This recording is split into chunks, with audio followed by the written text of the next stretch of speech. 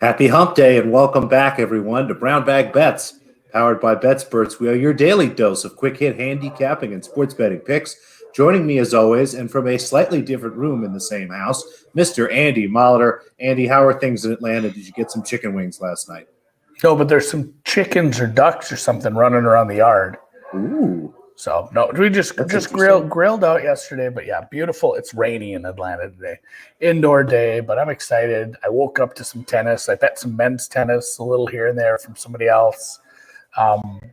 It's kind of an exciting week. I forgot about this. We have some championship soccer. We have some FCS title game. Go big, go blue, go Jacks. My Jackrabbits are in the final. They're favored by 4.5 over the fighting.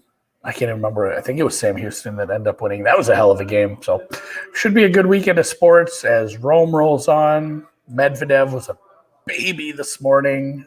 rolling the dirt like a dog. Like he was big mad about playing in clay, I guess, today. And he hates it. He does hate clay. I mean, that's, you say everything, trust your numbers and all this, but like sometimes there are subjective things. Like it's a close match, but I wouldn't have bet Medvedev with, your money. It's no, he doesn't like it here, and Karatsev a tough out anyway. Like I think Karatsev was a small favorite as it was. Like he got that. So no, Rome's a fun tournament, and the men are having fun as well. That's one of the best parts about tennis, though, the surface change. All the players, all the dynamics suddenly change. You have a little bit of it in golf because I know courses are different, but I think it's mostly the same guys week to week, where once you switch from grass to clay to hard court, the list changed pretty drastically in every group. Oh, yeah, for sure. And there are some women who just cannot play on, they cannot absolutely play on clay. And it's fun because especially if they played well on the hard court right before that, people, she just did well. She just made a semifinal. Yeah, she's going to lose to this lucky loser right now because she's awful on the dirt. So we will get into some tennis, including, some unusual tennis scores, we'll say, from yesterday. Not super unusual because it's the WTA. It happened. The Knicks. I should have looked at the hit rate, but it's Knicks stayed inside the number. Every number, even the closer. Every number they stayed inside. Coco went to 3 sets. We'll leave it at that. What was the Alexandrova? Yeah, that ended up being a push. Brady retired because she knew she was going to lose. Once she saw Alex going for the sweep, she left the tournament. Says, I'm done. We're going home. I'm done with this. So we'll get into that. But more basketball. Again, we'll be cheering for the Heat. Got taken care of business last night. Again, 3 games left. They got to win 2 and hope Atlanta only wins 1. Yeah, I think they got to win all of them because Atlanta has 2 easy ones. Like Atlanta has to lose tonight. We got to cheer. I'm in Atlanta. I'm going to cheer against Atlanta. That's fine. But you have a look tonight in a different game out west. Or I don't know. Maybe it's a road game. I believe, it is a road game. They're in Utah tonight. The Portland Trailblazers. I grabbed this at 3.5 on the BetSperts app. Liked it down to 3. I'm actually seeing some 2.5s and even 2s. At this point, look for a money line, something plus 125 or better at this point. I think this is just a really, really nice spot for the Blazers. I was happy to get the 3, even the 3.5 with the hook. It was a little juicier, like minus 115. I was happy to pay the 5 cents there for the hook, but 3.5 was good from a money line perspective at this point. I think there's value down to like plus 125, maybe plus 120 at a smaller stake here. Just going to be a really nice matchup for the Portland Trailblazers. Utah, again, missing their lead guards here. Just a lot of ways that the Blazers are going to be able to attack. Nurkic is the kind of guy who can, actually give Gobert some trouble. Just really like this spot for them. I have them basically, it's kind of as a pick 'em. So, again, happy to take some points, happy to take the money line around plus 120 or better. And we'll see how the Blazers do as Utah starts to ramp down, frankly. Looks like they have kind of a stranglehold on the 1 seed at this point. So I expect them to be ramping down as we go. And this will be kind of the start of that. So we've got 3 games left. Make sure that you're always betting on teams that are playing for something and against teams that are not. Yeah, that's where I kind of had a little take there too. The Celtics laying 7 on the road. Were your numbers even close? I mean, obviously your numbers weren't big enough to make a bet, and maybe the Celtics aren't exactly a bet on team right now, but I'd probably have a hard time betting on the Cavs just being they're not in a situation where they're playing, and with the Celtics limping into the playoffs here, that seems like a lot of points on the road. I don't know. I don't keep NBA power numbers. Maybe I'm dead wrong.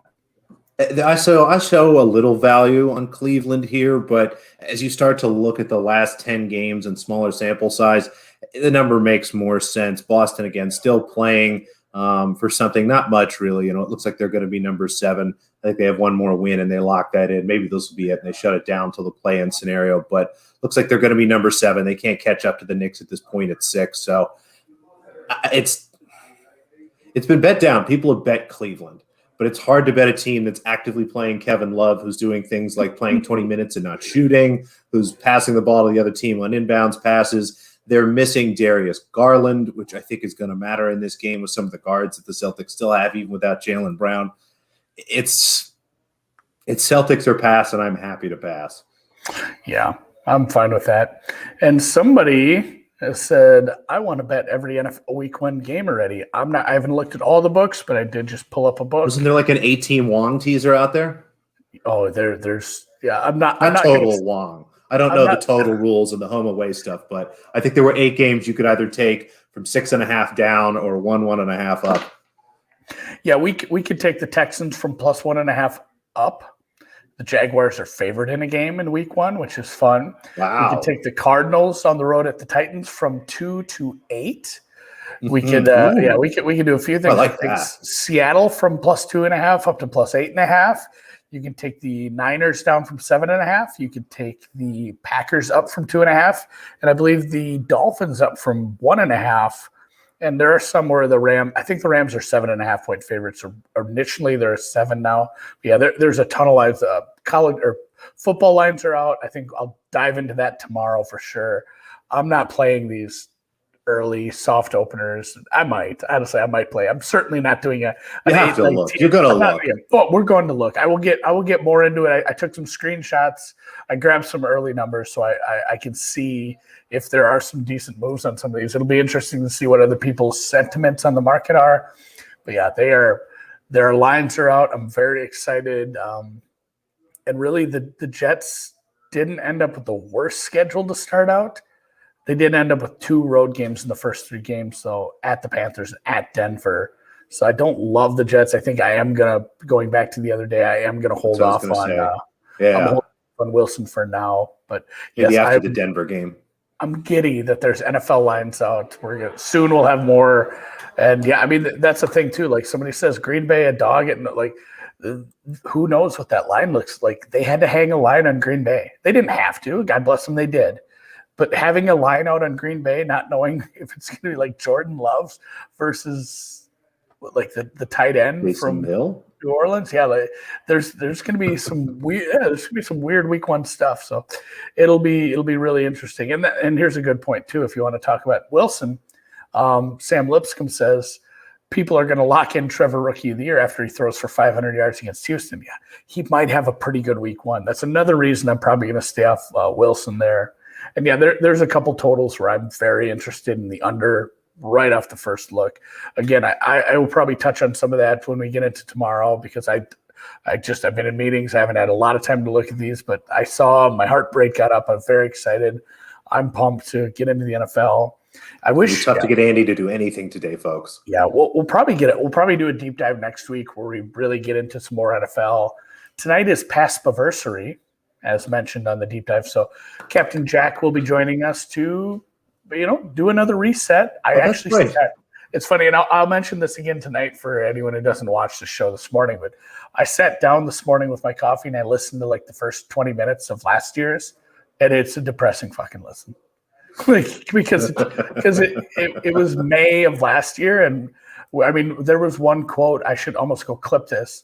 Like we were talking about baseball because it didn't look like baseball was going to happen, and Jack said, Whale said, "Hey, would you care if they added the DL to the NL or the DH to the NL?" And he says, "At this point, whatever. Play 5-inning games. I don't care. Just get the season started." Like, and it's funny because they did make some changes to the MLB for the season to get it going. And Patrick's on the same page as me here. It's actually steamed up. That opened 43.5 for the Rams Bears. It's up to 45.5. If I did bet one soft opener, it would be the Rams Bears under.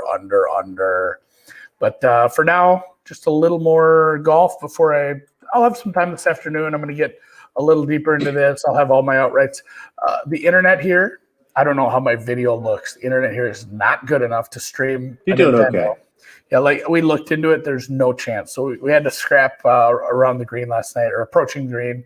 Made me sad. I'll be back next week. I'm going to release some stuff. I'll let you know what Pam had sent over and what she was going to play and what I would have picked as well. But I will have a full blog out probably tonight with all my plays, because I've been sitting there looking at more golf. And like I said, I did bet a few guys when we had the DJ withdrawal, but Scotty Scheffler has just sat at 35-1. This is the one I love. A few other people I know are, pretty much in love with this one. I feel like maybe I was looking at the wrong futures. If this is the PGA Championship. So I'm betting him for the PGA Championship as well. I bet both of these, but yeah, Scheffler for both. Like, he's going to break through. He's my guy. So 35 to win here. He's down to 16-1 to win this tournament. I bet him a little earlier. I don't know if I'd still grab that. This says Byron Nelson, but this is a PGA Championship number. I'm going to bet him next week too. I like him a lot this week. This is almost a play for Andy, expecting him to play very well and possibly even win this week. And then I don't want to bet him at 25-1 next week. I want a decent number on this. So I can go change the slide even while I sit and wax poetic about my guy Scotty Scheffler. But big hitter, the only thing that's bringing him down really is some putting I weighted in, which I don't normally do, but I did take a look at bent green putting or bent grass putting for everybody. So that matters. It came down a little, but everything else is great. He's a long hitter. His approach numbers are good. Greens and regulation, everything's great. He's down to 16-1 to win this week. If he plays very well, I'll be happy to have this number next week when we head to the site of the War on the Shore. Very excited for the PGA Championship. Yeah, that'll be a lot of fun. Which leads us into Andy waking up this morning and doing a lot of third person this morning, doing a ton of third person. Woke up this morning, checked my flash score, and said, oh, look, Goff won 2-1. Like, that's good. We probably got them both. 6-1, 6-1, 6-1, or 6-1, 1-6, 6-1. The over 21 pushed, a 3-set push, but the prop, if you got the prop in on the 3-set play, that did cash at whatever, 160, maybe higher, I think. So yeah, that was nice to get that part, and still kind of annoying to see something like that. Prop ES favorite type of grass. I try to stay off the grass, mostly edibles, but I don't like bent grass greens, because you end up with like score fests like you do in Detroit and Minnesota. I don't like a tournament where they're like 26 under. So I like a bumpy green. I like a little POA in there. Got to be perfectly flat. A lot of undulation.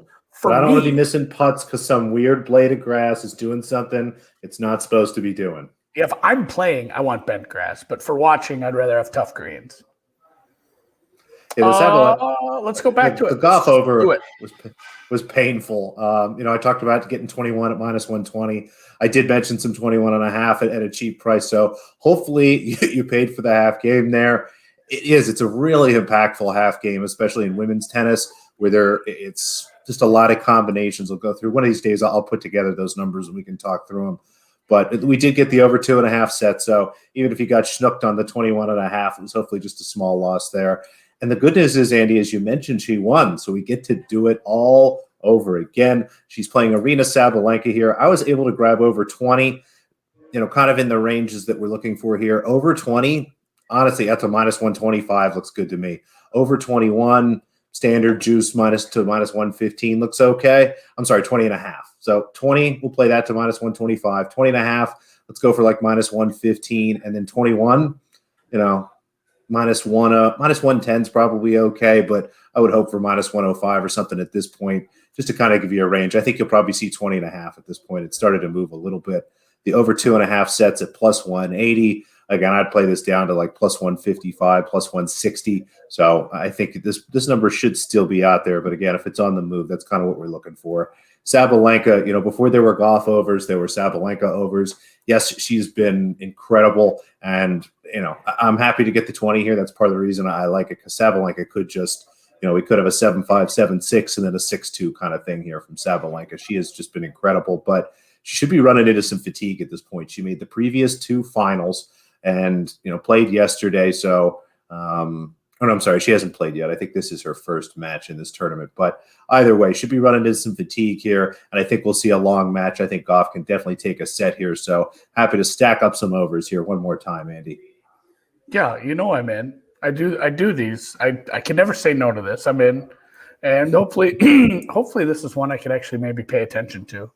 Like the other stuff, I forgot. You forget about it, then you wake up, you check the scores. I didn't get up early enough. I was off. I'd seen the flash score alerts too late, and yeah, that was a tough look. But how about this other one? Why are we attacking Muguruza on clay? Muguruza on clay. Generally she's solid here, but has had a tough year. Had her first match on clay today. Almost lost to Bernarda Pera. Is a qualifier and or lucky loser. So had been here playing a little bit. Is generally solid on clay. Kind of got pushed. Runs into Svitolina, who has a great record here. Has won this tournament twice, generally does very, very well. The 2 of these women play longer matches. I expect this to be very competitive.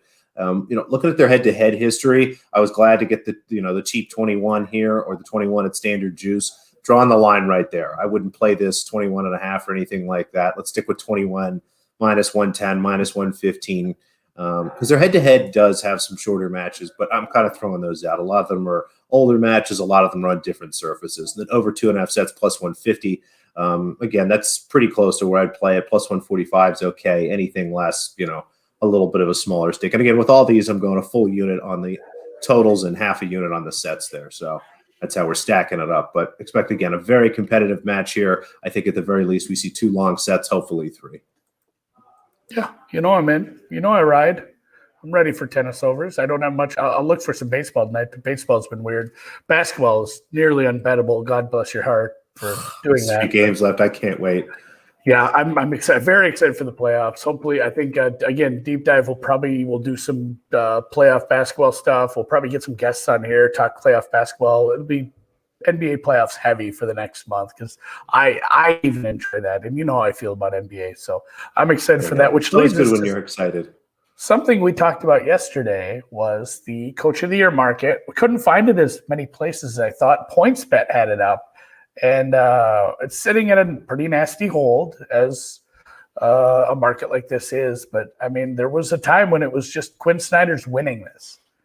Quinn Snyder, and I was speaking to someone yesterday, and it was like how you joke about a meme that's funny, and then by lunchtime, it's like, all right, it's been ruined by normies and old people, and now it's on Facebook already, and it sucks, and we've moved on to the next meme. Everything moves so fast now, and it is a what have you done for me lately? And it seems like that, the run that his team had was a long time ago. That seems like ancient history. That was huge news. That was all you heard about all the time in sports media. And it's been a while. So, I mean, are we at the point where we're done with Quinn Snyder? And then where does Thibodeau's late season run and the fact that he's in a big, big market, does he have a shot? These are so tough. So to start at kind of the beginning, this is an award. So this is media. This has nothing to do with measurables. This is a bunch of writers and analysts and TV people deciding who they want to vote for. That's why you have such big, wild swings in these things. Actually, I'm going to have to go back and cut some stuff from a conversation I had with our buddy Joe Ostrowski. We were kind of joking about Thibodeau making a late run. I do think that number is kind of foobar. You look at plus 200 here. He's going to be the 6 seed, maybe the 5 seed, which in New York is great. Maybe that New York presence, that New York vote outweighs the rest of the country. But competing with Monty Williams and Quinn Snyder, 2 guys who have the teams that are competing for the best record in the league, which generally is the best indicator for winning this award. Yes, it's about overstepping and kind of overreaching what your expectations were, but teams that end up being number 1 seeds tend to have Coach of the Years. And I really thought all year that whoever got the 1 seed was going to win this award. The Jazz don't quite have it locked up, but they're up 2 games, and I believe they have the tiebreaker over the Suns. So I almost wonder if there's a little value in Snyder here at plus 200. Because, I mean, even as much as little as 2 weeks ago, these numbers were essentially flipped. Snyder was right around minus 176. Monty Williams was right around plus 200 or so. And like you said, Snyder had been the big favorite all year. It's just tough. I mean, if I had to bet something again, it would be Snyder, but I'm not interested in that. Thibodeau, again, there's just not any value in that number. Yes, you've got the New York presence. And then Williams, given how close this is, we were talking about this before the show. Even if I take Doc Rivers out, we're looking at like a 34% hold on the market. If I put Doc Rivers in, it's up to like 40% or something goofy like that. So it's just hard to find any advantage in a market like this. It's just really interesting to see how quickly it's changed. Again, if I had to bet something, maybe a small wager on Quinn Snyder, because I think maybe that's moved a little too far, but I think it's a 2-horse race. I don't think that Thibodeau really has much of a chance. So be sure to clip this when he collects the award, whenever it is they hand it out. Yeah, and take a breath. Don't say anything. I'll create a small pause in there so I have a spot to clip. I think Tom Thibodeau is going to win that. And then I'll just say that, and then afterwards we'll Andy nailed it. He nailed Thibodeau. But yeah, I think, and you did what I was going to ask you. I was going to say, like, if you had $100 that I was giving you, and you had to bet it, would it be just Quinn Snyder? I mean, I kind of agree with you there too. At the number, the fact that if the last few games go the right way, it could end up that way. So, agree with you there. We'll we'll keep an eye on that. It'll be interesting to see who gets it. And I couldn't find it in any other markets, but maybe someday it will be up over at our sponsor WynnBET, where you get your $500 free bet. The links are in the pinned tweet. If you have an opinion on the Coach of the Year or anything else we talked about today, hit us up on Twitter at BrownBagBets or at _Noops or Andy MSFW. At BetSperts, at BrownBagBets, at anywhere. I have a lot of Twitter accounts rolling around, so just do whatever you want there. And yes, if you're on the YouTube chat, please give us a like, a thumbs up, and subscribe if you're not already, so you can get all our content as it rolls out. And we'll catch you on the flip side. Like I said, we'll talk some football openers tomorrow. We got a deep dive tonight, past anniversary. I think we're gonna have a guest Friday, so a lot of fun stuff this week. And check you guys later.